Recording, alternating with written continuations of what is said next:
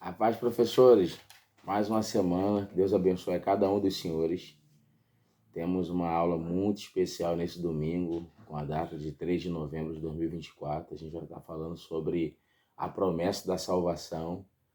E é a maior das promessas. Por isso quero começar esse simples vídeo dizendo aos senhores o quanto é fundamental a motivação dos irmãos. É fundamental que os irmãos saibam que são salvos nesse domingo.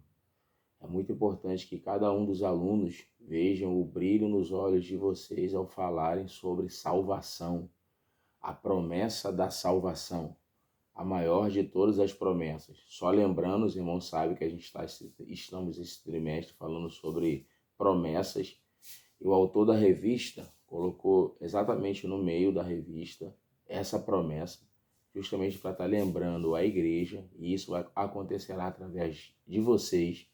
Por isso que é importante que os irmãos estejam motivados, conscientes e totalmente defensores da maior da promessa, de todas as promessas, que é a salvação. A gente tem 3 objetivos nessa lição. É muito importante cada um dos professores responder esses objetivos. A gente sabe que sempre tem aquele aluno que quer fazer uma pergunta que destoa um pouco da escola dominical, do assunto que está sendo tratado. Por isso é importante o professor ter em mente qual é o objetivo da lição, para que ele saia dali, mesmo com a aula simples, mas respondendo o objetivo daquele dia. Nós temos 3 essa semana. O primeiro objetivo dessa lição é explicar biblicamente a promessa da salvação. O segundo objetivo, mostrar a natureza da promessa da salvação. E o terceiro objetivo, refletir a respeito da importância da promessa da salvação e a perseverança nela.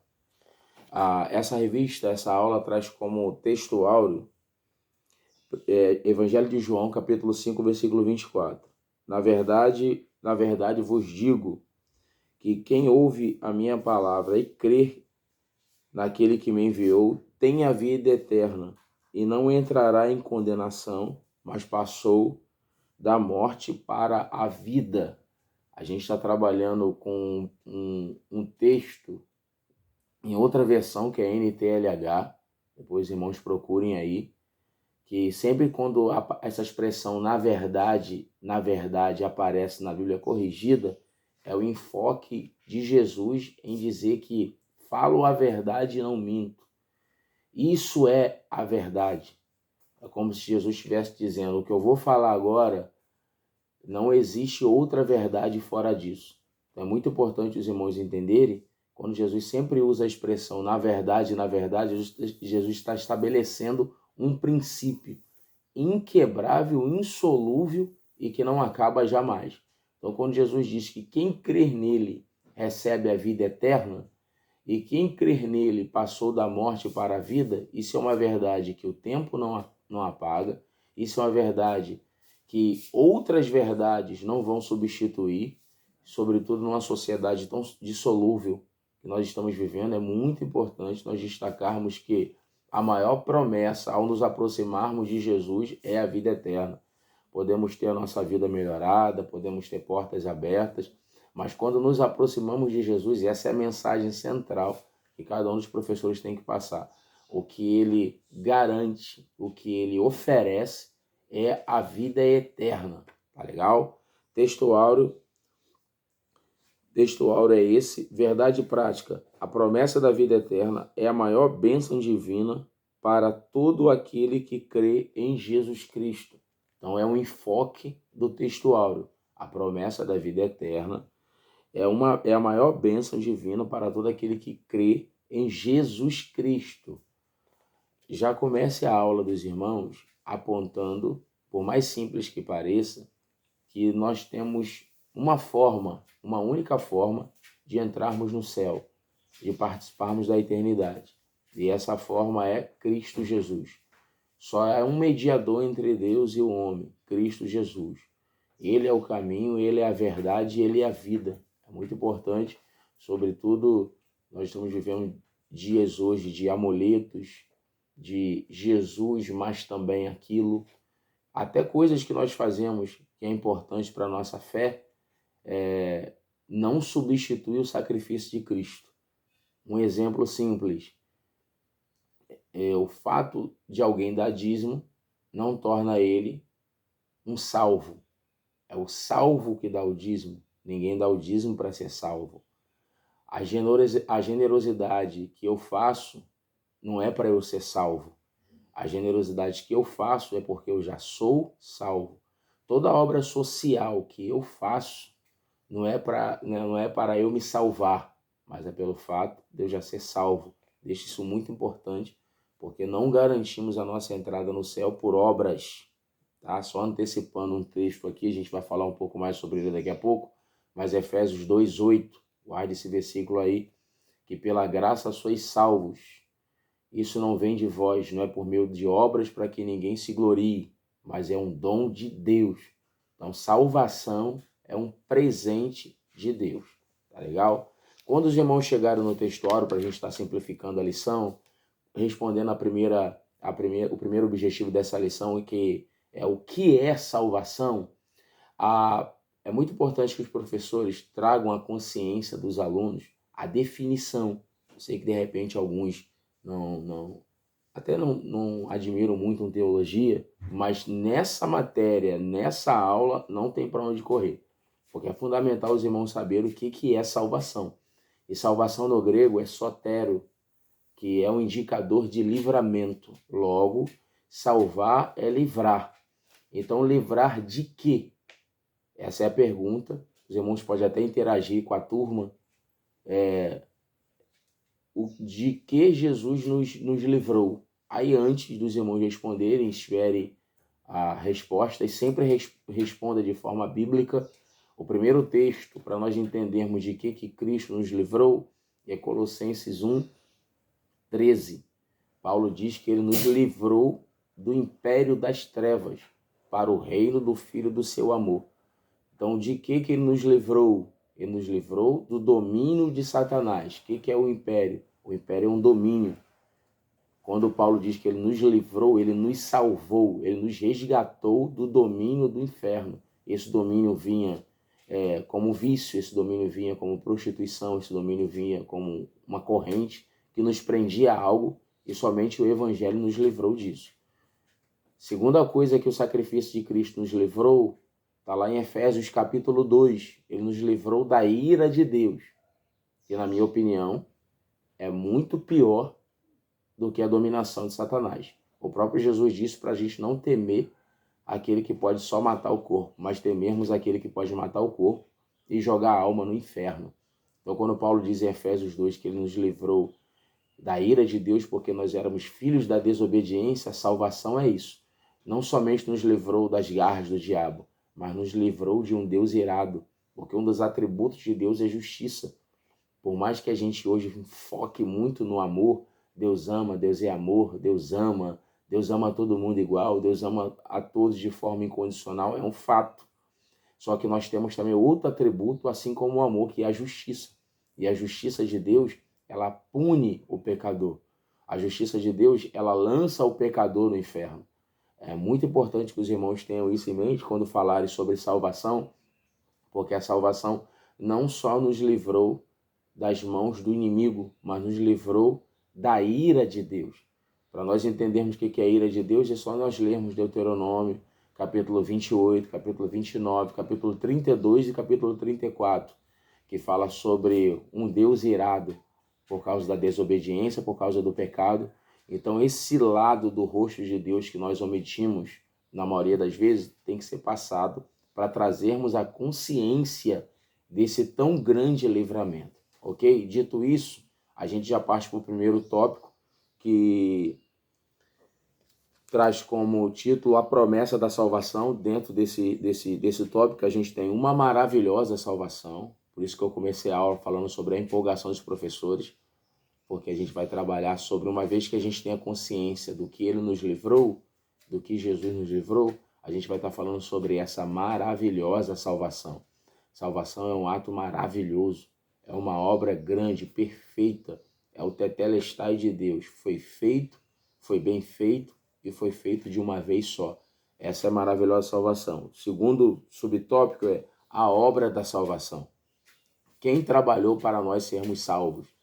Aqui eu deixo sempre uma base bíblica para os irmãos, e uma das mais lindas que existe é Apocalipse capítulo 5, quando João chorava muito, porque ninguém nem no céu, nem na terra, nem embaixo da terra foi achado digno de abrir o livro. E quando ele chorava muito, um dos anciãos, que é um anjo, veio até ele, voou até ele, diz a Bíblia, e disse para ele: João, não chore, eis o leão da tribo de Judá, o Cordeiro de Deus, aquele que venceu e é digno de desatar os seus selos e abrir os seus 7 selos. Então é fundamental que os irmãos tragam esse texto para que os irmãos expliquem aos alunos a obra da salvação. Quem trabalhou para nós sermos salvos? Nenhum dos santos da Igreja Católica trabalhou para nós sermos salvos. Nenhuma divindade de espiritismo trabalhou para nós sermos salvos. O único que trabalhou para nós sermos salvos foi Jesus Cristo, e a obra dele é perfeita na cruz do Calvário. E o terceiro subtópico, que é o Salvador, apresentar Jesus como um único e suficiente Salvador. Tem classes em congregações que ela é uma única classe, não é dividida. Então, na classe dos irmãos, tem pessoas que têm mais de 10 anos de fé, 20 anos de fé, e tem pessoas que aceitaram Jesus semana passada ou nessa semana ainda. Então, não fujam disso aqui, porque por mais simples que pareça, os irmãos também em aula vão estar discipulando.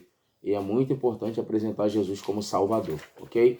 Terminado o tópico 1, para nós acelerarmos, a gente vai entrar no tópico 2, que eu julgo ser o tópico mais importante dessa lição, que a gente vai estar tratando sobre 3 coisas aí fundamentais, 3 assuntos, 3 matérias fundamentais na doutrina da salvação, que é uma das matérias da teologia sistemática. Então é muito importante que os irmãos tenham pelo menos uma base bem estabelecida, tanto teórica lá no PDF de vocês, quanto aqui nesse vídeo. Eu vou estar tentando passar de forma muito objetiva alguma coisa para vocês aqui. O segundo subtópico traz como título a natureza da promessa da salvação. O autor apresenta 3 naturezas da promessa da salvação, que é a justificação, regeneração e santificação. Primeira coisa para os irmãos entenderem: justificação, regeneração e santificação são os ingredientes da salvação. Ninguém pode ser salvo ou considerado salvo sem ser justificado, sem ser regenerado, sem ser santificado. No PDF dos irmãos tem a definição dos 3. É muito importante que os irmãos leiam o PDF. A explicação dos 3. Da justificação, que é quando nós somos feitos nova criatura, ou seja, nós somos livres da culpa. Tem alguns versículos no próprio PDF de vocês. De repente, o mais emblemático dele é Atos 13:39, quando a Bíblia diz que nós fomos justificados, uma vez que a lei de Moisés não conseguiu fazer isso. Ou seja, a Bíblia está exaltando a justificação de Cristo. A lei de Moisés não conseguiu livrar o homem, só que a justificação de Cristo conseguiu nos livrar. Então é muito importante que os irmãos tenham isso em mente para que tenham base para passar para os alunos. Então, reformulando aqui, recapitulando, justificação é um ato de justiça, é um ato jurídico. É como alguém que cometeu o crime, que fez o ato doloso, e no dia da audiência, o juiz, antes de bater o martelo, um advogado se apresenta, assume a culpa do algoz, e esse algoz é inocentado, porque um advogado assumiu a sua culpa, ou seja, pagou a pena no seu lugar. Esse é o ato de justificação. Só para ilustrar, o Hernando Dias Lopes ele traz um exemplo muito grande do que é justificação. Ele diz que quando nós aceitamos a fé, nós recebemos o perdão. Ao caminharmos na fé, nós recebemos a justificação. O que é o perdão? O perdão é o direito de não precisar mais pagar a dívida. Alguém pegou um empréstimo de 10 mil reais e foi perdoado. Só que quando ele é perdoado, por mais que ele não deva mais, ele não pode mais pegar o empréstimo. O que é a justificação? É além do perdão, ou seja, além de não existir mais a dívida, você recebe crédito para fazer uma nova dívida. Isso é justificação. Você foi limpo, teu nome foi limpo, teu nome foi justificado. Você hoje está na qualidade de justo, porque a salvação, a natureza da salvação, ela aplica isso, a justificação. Um outro ato é a regeneração. Repito, para a aula não ficar muito extensiva, leia os versículos no PDF da base da regeneração, bem como na base da justificação. Tá? Eu vou poupar os irmãos aqui para a aula não ficar muito grande. Regeneração é aquilo que nós chamamos de conversão, nascer de novo. É aquele diálogo muito conhecido entre Jesus e Nicodemos. Qual era a proposta de Jesus para Nicodemos? Olha, Nicodemos, quem nasce da carne é carne, mas quem nasce do espírito é espírito. Qual era a proposta de Jesus? Dizer para Nicodemos que se você não se converter, você não é apto para entrar no reino de Deus. Por quê? Porque conversão é regeneração, é morrermos para o mundo e nascermos para Cristo. Gálatas 2:20, como Paulo afirmou, não vive mais eu, mas Cristo que vive em mim. A vida que agora vivo, olha a afirmação de Paulo, não vivo mais na minha carne, mas vivo para agradar aquele que morreu e também ressuscitou. Isso é regeneração, uma nova vida. Uma palavra-chave que os irmãos podem aplicar nisso aí, anote aí no caderno, para não esquecer, é metanoia. A gente fala muito na igreja, mas não sabe o que significa. O que é metanoia? É novo pensar, novo agir e novo sentir. Isso é regeneração. Eu ajo diferente, eu penso diferente, eu sinto diferente. Isso é a característica de um salvo. Ele foi feito de novo. Ele nasceu de novo. Ele se converteu. É o alerta de Jesus a Pedro. Jesus disse para Pedro em Lucas, capítulo 17, quando você se converter, converta os seus irmãos. Lembra? Pedro está andando com Jesus há 3 anos e ainda não era convertido, ou seja, ainda não tinha sido regenerado. Então aplica na turma de vocês que tempo de igreja não é um indicador que somos salvos. A marca da nossa salvação é regeneração. É o brabo que não é mais brabo. É o da fofoca que não é mais da fofoca. É o mentiroso que não é mais mentiroso. É aquilo que Paulo diz em 1 Coríntios 6:9. É aquele que mentia não minta mais, aquele que roubava não roube mais, aquele que se prostituía não se prostitua mais. Por quê? Porque o evangelho é regeneração. E o terceiro subtópico aí do tópico 2 é a santificação, que no PDF de vocês está muito importante porque está de forma muito legal, porque está falando sobre a santificação progressiva. Porque na doutrina da salvação é importante os irmãos explicarem à turma que nós fomos salvos, somos salvos e seremos salvos. Nessa parte aqui da aula dos irmãos, tem no PDF de vocês também a discussão entre Calvino e Armínio. Basicamente, um acredita, no caso de Calvino, que Jesus não morreu por todos, somente para os eleitos, enquanto Armínio, que é o que nós somos, arminiano, pelo menos nesse ponto, acreditamos que Jesus morreu por todos. Logo, não tem uma raça escolhida. Todos têm direito à salvação e a base bíblica para isso é Tito 2:11. A graça de Deus se manifestou trazendo salvação a todos os homens. Não foi a um grupo de eleitos.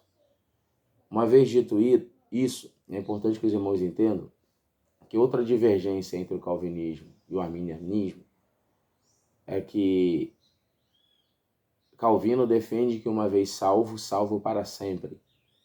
Armínio defende que a salvação tem que ser protegida, tem que ser guardada todos os dias, tem que ser defendida todos os dias, que é o que nós cremos. Então é importante os irmãos pararem, darem uma olhada lá no conteúdo de vocês a respeito dessa parte entre Calvino e Armínio, para que os irmãos entendam que esse processo de santificação é muito importante, porque tem ganho corpo, essa ideia de que eu fui salvo e nada me arranca da mão de Deus. A gente tem um exemplo que Paulo diz na carta aos Colossenses sobre Demas. Se os irmãos forem ler a carta aos Colossenses falando de Demas, a carta de Filemão falando de Demas, A gente vai ver Paulo recomendando esse irmão. Só que quando chega na carta de 2 Timóteo, no último capítulo, Paulo diz que Demas amou mais esse mundo do que a Cristo. Ou seja, Demas se desviou. Se isso não convencer a turma, Hebreus capítulo 6, o escritor dos Hebreus diz que é impossível alguém que depois que desfrutou dos dons celestiais ali não são os dons do Espírito propriamente dito, é o desfrute da salvação, viveu como um salvo, ouviu Deus, experimentou Deus, desfrutou da palavra de Deus e caiu. Então é possível cair e é possível perder a salvação. Então guarde isso, é muito importante. Vai lá no PDF de vocês, venham que cada um dos dois defende e traga isso como debate para a sala de aula. Por mais que você não defenda com afinco Armínio, mas pelo menos nesses 2 pontos de que Jesus morreu por todos e que salvação se perde, para nós fecharmos esse assunto de santificação e partirmos para encerrar, o escritor dos Hebreus diz que seguir a paz com todos e a santificação, sem a qual ninguém verá a Deus. Então, santificação é pré-requisito para todos aqueles que querem ver a Deus. O que é a santificação? Santificação é uma mudança que começa no interior e transborda para o exterior. Isso é santificação, é a aproximação de Deus.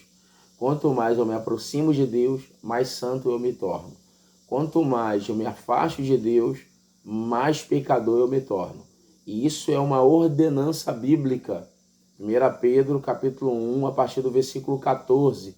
Pedro aplica aquilo que Moisés falou na lei.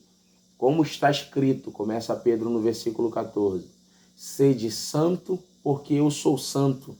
Aí ele vai e afirma, sede santo em toda a vossa maneira de viver. Ou seja, santificação não é um assunto entre 19h30 e 9h30, ou entre 19 e 9 horas da noite. Santificação é um assunto diário, é algo que eu faço todos os dias. Santificação é uma entrega, é uma devoção, uma piedade. É muito importante os irmãos já aplicarem, além desses textos, os outros textos que estão lá no PDF dos irmãos, ok? E para nós finalizarmos essa lição, espero não ter ficado muito longa, o tópico 3, que traz como título promessa e perseverança na salvação. O subtópico 1 diz a base da promessa de salvação é Cristo. Ele só está sendo redundante de um assunto que nós já falamos. Que o tópico 3 ele aborda os assuntos que já foi tratado.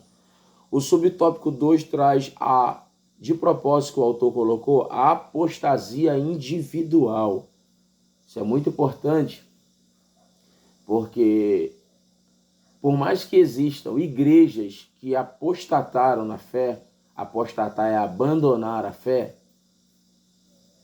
apostasia é algo individual. De repente, vai ter na classe dos irmãos pessoas sentadas que não acreditam mais no Evangelho, que não acreditam mais no poder da salvação, não acreditam mais que Jesus vai voltar. Diz que a história que bisavó contou, que a avó contou, que o avô contou, que o tio contou e todos morreram, ainda não aconteceu. Então é muito importante essa parte de apostasia, de abandono da fé, porque o apóstolo Tiago, ele diz que a salvação é como se fosse um agricultor que plantou algo. Ele planta e acredita que aquilo vai brotar e persevera naquilo. Então é muito importante que, como disse Jesus, por mais que pareça tardio, e aquilo, por mais que pareça tardio, que Jesus usou ali no grego é cronos, tempo humano. Sempre na nossa esfera, no nosso tempo, a gente vai dizer, está demorando. Só que a gente tem que deixar bem claro para a turma que um dia para o nosso Senhor é como 1000 anos. E aplica para a turma mesmo. De repente Jesus não voltou, de repente Jesus não veio ainda porque nós não estamos preparados. Então é como se eu quisesse a vinda de alguém que quando ele vier eu posso não ir. Então é aplicar para a igreja, aplicar para a turma, de que faça cada dia uma preparação para que você esteja pronto quando a trombeta soar e fugir da apostasia espiritual. É muito importante nessa parte aqui sobre a apostasia espiritual, porque eu faço questão de ler aqui, pelo menos o primeiro parágrafo, que ele diz assim: a Bíblia nos mostra que a salvação não é incondicional, porque as pessoas podem resisti-la. Então, dentro da apostasia espiritual, é importante que os irmãos entendam que a salvação não é algo incondicional. Lembra que nós falamos em outras aulas sobre promessas incondicionais? A salvação é uma promessa condicional, porque ela é apresentada a todos os homens, porém ela não é dada a todos os homens. Ela só é dada aos homens que creem. Por mais que a salvação seja pela graça, a fé é como se fosse o sal desse alimento chamado graça. Eu preciso crer. O escritor aos Hebreus, no capítulo 6, diz que é fundamental que aqueles que creem em Deus se aproximem dele com fé, porque sem fé é impossível agradar a Deus. Então é importante que a apostasia é o oposto da fé e traga essa questão da salvação. Não é uma promessa incondicional. Deus vai me levar para o céu pelas obras que eu fiz, pela pregação, pelo louvor, pela filantropia. Nada disso. Salvação é algo condicional. É aquilo que o apóstolo João disse para uma das igrejas da Ásia: guarda o que tens para que ninguém tome a sua coroa. Tá bom? Muito importante essa parte de apostasia. Acenda o alerta da turma. A gente tem hoje no Brasil, isso é uma pesquisa, quase 50 milhões de evangélicos, mas a gente tem quase 40 milhões de desviados, desigrejados, pessoas que servem a Deus em casa. Traga esse debate para a turma, para fugir dessa realidade atual, de pessoas que estão abandonando a igreja, abandonando o pastor, que é uma liderança espiritual, abandonando a comunhão dos irmãos. Isso é o quê? A apostasia. Por mais que a igreja tenha nos decepcionado, por mais que irmãos tenham nos decepcionado, não foi a igreja que morreu na cruz, não foram os irmãos que morreram na cruz, foi Jesus que morreu na cruz e é por ele que vale a pena. Amém? Fuja da apostasia espiritual, traga isso para a turma. E o tópico 3, que é promessa e segurança da salvação. A promessa da salvação também nos traz uma consoladora certeza, aquela mesma que o apóstolo Paulo escreveu: mas de ambos os lados estou em aperto. Tanto o desejo de partir está com Cristo, porque isso é ainda muito melhor. Qual é a promessa da salvação? A segurança da salvação, irmão.